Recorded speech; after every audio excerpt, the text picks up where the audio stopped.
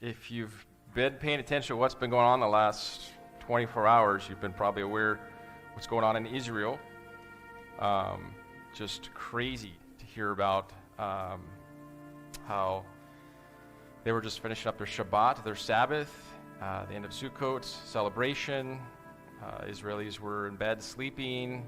There were people just wrapping up kind of parties and outdoor bonfires, and then all of a sudden Hamas breached the southern border and began to attack the military outposts, went into civilian communities, massacred people, and then took hostages back towards the Gaza Strip.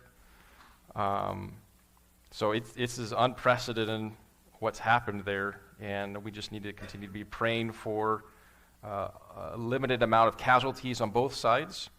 Right? We don't want to see a loss of human life on either side, and so we want to just pray for Israel. And one of the previous military men, Amir Safari, was sharing the Iron Dome system that protects Israel worked pretty well, but there were a few times it sporadically kind of shorted out.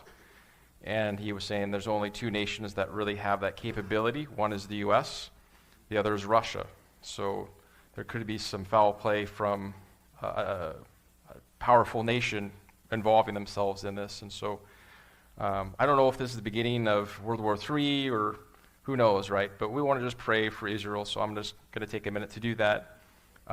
So God, we come before you, and we just ask, Lord, for the protection for the nation of Israel. We pray, Lord, you would be with them in this difficult time, Lord.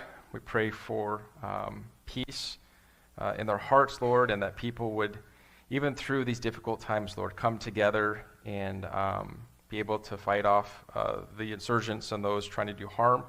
We pray for a limited number of casualties on both sides, Lord. We know that we don't want to see any life loss. All human life is valuable and precious to you. But Lord, we know that there's a time for peace and there's a time for war. And so we just ask your protection for Israel, that you be with them, Lord. And God, somehow through this tragedy, through the circumstance, we pray that you would be drawing people to yourself.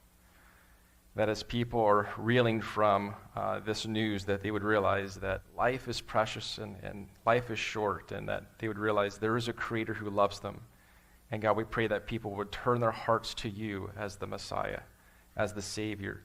And so we pray, God, that you would be working in the midst of this difficult situation. We know you are, and we just pray continue to help us to be in prayer for Israel and those, Lord, in harm's way. We pray to keep them safe.